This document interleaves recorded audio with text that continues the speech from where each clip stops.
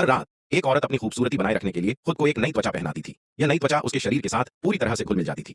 जब वह इसे पहनती तो ठीक वैसे ही सतर्कता बरतती जैसे कोई पतली जुराबें पहनते समय करता है, धीरे धीरे बेहद सावधानी से, ताकि कहीं यह फट न जाए।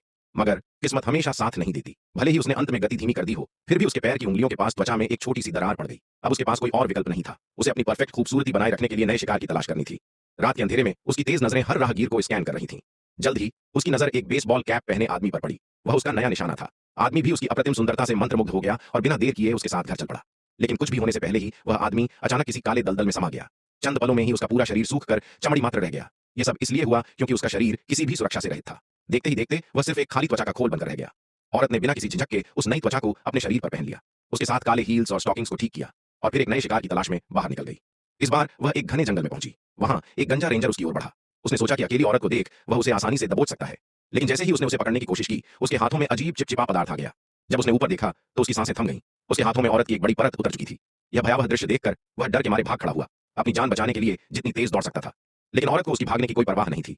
वह तो बस अपनी बर्बाद हुई त्वचा को देख दुखी थी। उसे पता था कि एक बार त्वचा क्षतिग्रस्त हो जाए तो वह पूरी तरह से सिकुड़ जाती है। भले ही वह इसे छोड़ना नहीं चाहती थी, पर उसे कोई और रास्ता नहीं दिख रहा था। उसने धीरे धीरे अपने सिर से मास्क हटाया और उसके अंदर से एक भयानक काले रंग का राक्षसी चेहरा प्रकट हुआ।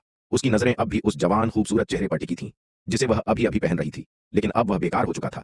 अपनी डरावनी सच्चाई को छिपाने के लिए उसे अब फिर से एक नई त्वचा की तलाश में निकलना था।